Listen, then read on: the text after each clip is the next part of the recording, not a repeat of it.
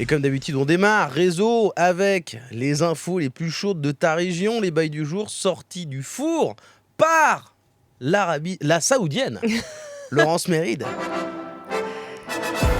Laurence, le célèbre gang de hackers Hive est assis sur une liasse de billets. Le FBI a sorti un rapport sur les activités du groupe Hive, connu pour utiliser la technologie du ransomware, c'est-à-dire la demande de rançon contre les données dérobées à une entreprise, a extorqué près de 100 millions d'euros à plus d'1 millier de sociétés depuis juin 2021. La liste des victimes comprend des entreprises issues de secteurs différents. Ça va des hôpitaux aux administrations gouvernementales. En France, le groupe Hive, Guiran, a attaqué la marque de vêtements Damar, mais aussi Altis, la maison mère de SFR et des chaînes BFM TV et RMC. C'est incroyable d'attaquer Damar. Ou des collants de grand-mère en laine, enfin bon, laissez-les tranquilles. Ils avaient de l'argent, c'est bien.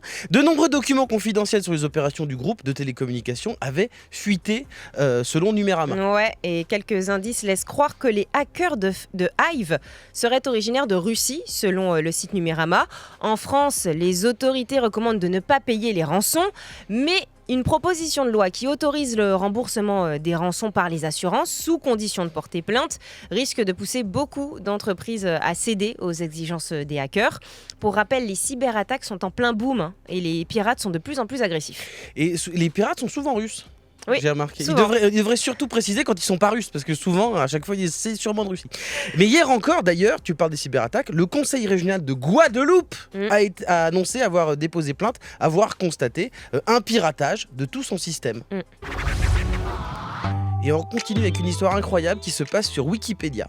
Un étudiant s'est fait passer pour l'inventeur du grille-pain sur le site pendant 10 ans. C'est la BBC qui raconte l'histoire. Jusqu'à récemment, quand on cherchait qui a inventé le grille-pain sur Internet, on tombait sur la page Wikipédia en anglais d'Alan McMaster. On pouvait lire Alan McMaster, né en 1865, était un scientifique écossais à l'origine de la création du premier grille-pain électrique. Sauf que l'inventeur britannique du 19e siècle n'existe pas. Le vrai Alan McMaster est un ingénieur en aérospatial de Londres qui a trompé pendant une dizaine d'années auteur de livres, journaux, écoles et même le gouvernement écossais. En 2012, Alan, quand il était étudiant, il assiste à un cours pendant lequel le prof met en garde contre l'utilisation de Wikipédia comme source d'information. Et pour illustrer son propos, il explique que l'un de ses amis, Maddie Kennedy, a créé une page sur le site où il se présente comme l'inventeur du grille-pain. Alan et ses amis, ils ont trouvé l'histoire excellente et ils ont corrigé l'article de Wikipédia. Adieu Maddie Kennedy, bonjour Alan McMaster. Son pote à Alan, Alex, il truffe la page de preuves de son existence et de son histoire. Il publie même une photo de lui-même modifiée par un logiciel pour lui donner un aspect plus vieux, en 19e siècle. Et la page a l'air tellement vraie qu'il y a plein de médias qui commencent à reprendre l'info. Des douzaines de livres citent la page et Alan McMaster devient même une sorte de héros populaire en Écosse. Ouais, en 2018, lorsque la Banque d'Angleterre réalise un sondage qui demande qui devrait figurer sur le prochain billet de 50 livres, le nom de Alan McMaster figure parmi les personnes désignées. Jusqu'en juillet dernier, quand un étudiant anglais en photographie remarque que la photo d'Alan McMaster sur Wikipédia a été retouchée, il a partagé ses doutes sur un forum. Après vérification, l'article a été rapidement supprimé de Wikipédia. Guiran, Twitter, c'est terminé. Mastodon, on oublie. Il y a déjà une nouvelle appli. Mais c'est quoi cette histoire ? Mais c'est quoi cette histoire ? Et ça y est, on est sur une nouvelle hype. Ça s'appelle Hive Socials, sorti de nulle part. Ça a atteint le million d'utilisateurs là récemment. Hier soir, je crois qu'ils étaient à 800. J'ai vu 800 000, puis paf, 1 million d'un coup. Alors évidemment, je suis allé voir ce que ça donnait, parce que je suis quelqu'un de sérieux, on est dans le réseau, pour savoir si on avait enfin trouvé l'appli du futur. Et résultat... Quelle perte de temps, quelle perte d'énergie. Bon... Pas vous mentir. Bon, alors, petit rappel historique. En vrai, l'appli a été codée par Cassandra Pop, une influenceuse mode qui était encore étudiante en 2019. Elle en avait marre d'Insta et de Twitter. Elle trouvait ça trop toxique. Elle trouvait ça pas cool. C'était plus du tout à son goût. Alors, elle a codé plus ou moins toute seule Hive Socials, son appli, qu'elle a conçu comme un safe space. C'est-à-dire un endroit sûr, un espace dénué de haine et de violence. En gros, elle voulait faire un réseau social sain. Et c'est-à-dire, ça ressemble à quoi ? Alors, ça ressemble à tout Hive Socials et en même temps un peu à rien. C'est-à-dire que ça mélange tout. T'as des photos comme sur Insta, du texte court comme sur Twitter, et si on a Apple Music, on peut avoir du son qui se lance sur son profil, comme à l'époque de MySpace. Alors c'est un peu bordélique, parce que dans l'utilisation sur ton fil, t'as ceux qui l'utilisent comme Twitter avec du texte, ceux qui envoient que des photos, ceux qui comprennent pas, qui envoient un peu tout, et puis t'as ton fil d'actu, mais t'as plusieurs trucs parce que t'as aussi un onglet explorer avec des thématiques. Parce que quand tu t'inscris, on te demande à quoi tu t'intéresses. Donc tu coches des trucs. Ok. Énormément de choix, presque trop de choix. Le sport, la boxe. Du coup, j'ai appris que la boxe c'était pas un sport, voilà, c'était particulier. Et puis après, il y a des trucs beaucoup plus niches, genre le camping. C'est-à-dire, voilà, quand tu es fan de camping, tu peux dire ouais, j'ai envie de voir que des photos de camping, D'accord. du contenu camping. Alors, c'est pas très fluide, hein, et puis tu as des trucs pas très intuitifs. Par exemple, donc tu as une photo ou un texte, et alors c'est pareil, tu peux liker, commenter ou partager, comme sur Twitter.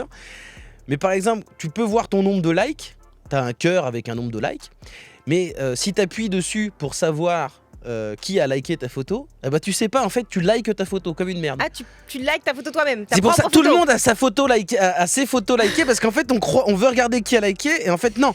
Pour pouvoir savoir qui a liké, il faut aller dans commentaires et dans commentaires on peut voir qui a liké. C'est pas Ok, très intuitif. Je sens quand même là que dans toute cette histoire, il y a un mais. Ah bah oui, il y avait des indices. Il y a un très gros mais.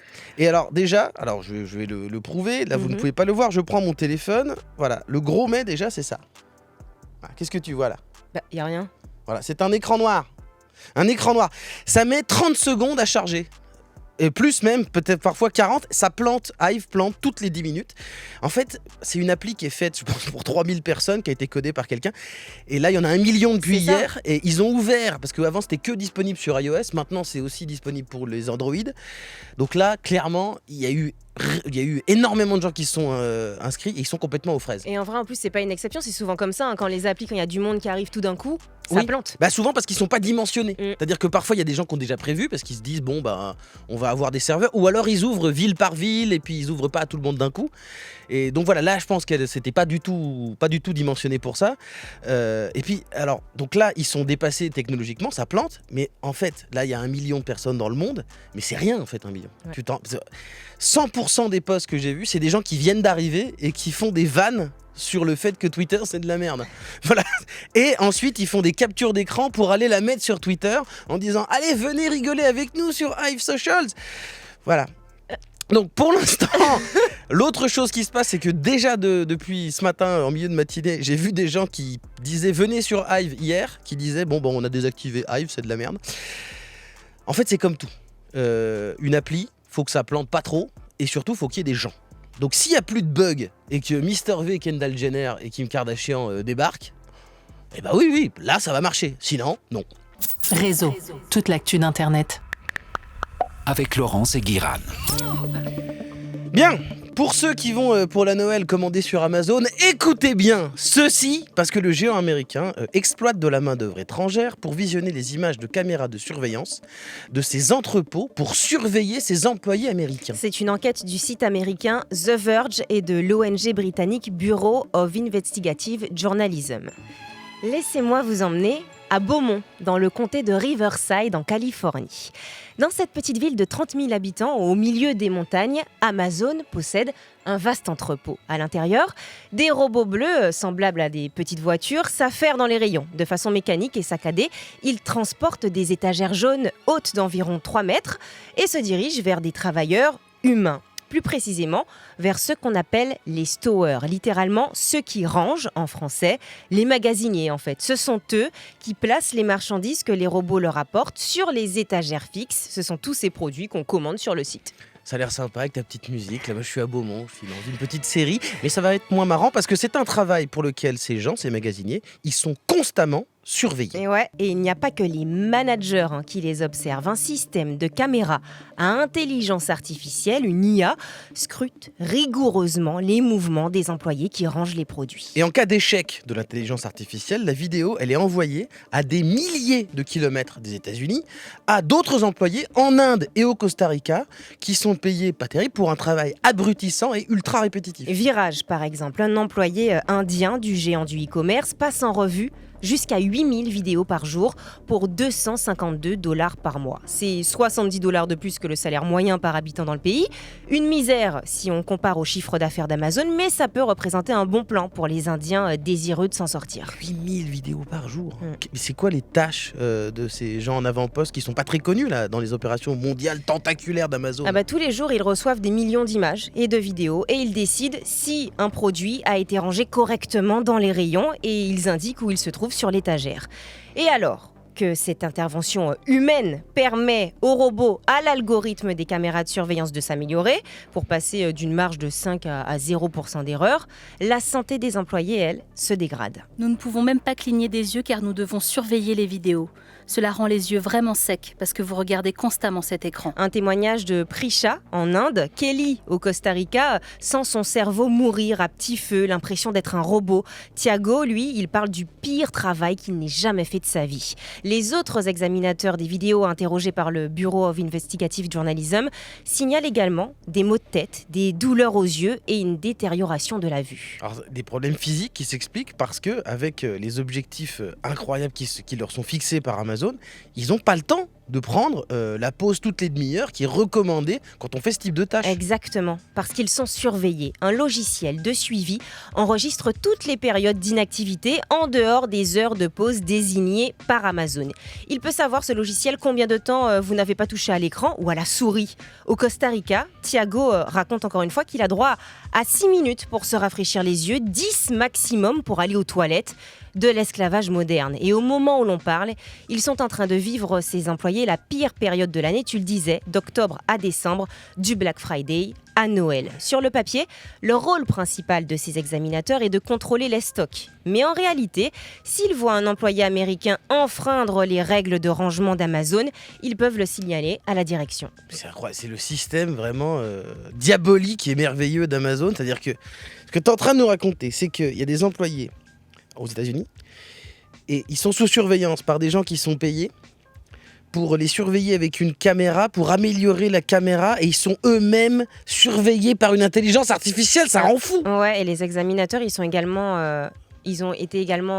également travaillé sur des images de vidéosurveillance d'épicerie Amazon Go. Ouais. Tu sais, c'était cette épicerie qui fonctionne sur le même système que l'intelligence artificielle des entrepôts. En fait, elles utilisent la vision par ordinateur pour détecter ce qu'un client a acheté. Il n'a même pas besoin de sortir sa carte bleue.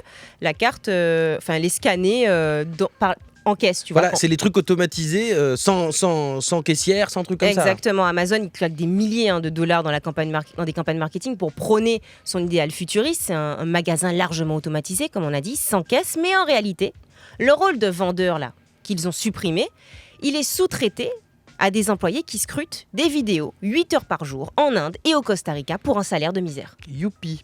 Évidemment, Amazon a contesté la plupart de ces allégations, et moi j'ai envie de dire méga surprise. Et du côté des employés, la seule façon de lutter contre la gestion algorithmique d'Amazon, c'est de refuser d'aller plus vite. Mais un employé ne peut pas le faire tout seul, selon Lorena González. C'est elle qui a rédigé le projet de loi 701, entré en vigueur en début d'année, et qui interdit de fixer des objectifs de performance qui peuvent représenter un risque pour la santé et pour la santé du salarié. Selon elle, les travailleurs doivent se syndiquer pour lutter contre cet esclavage moderne qu'Amazon impose dans le monde entier.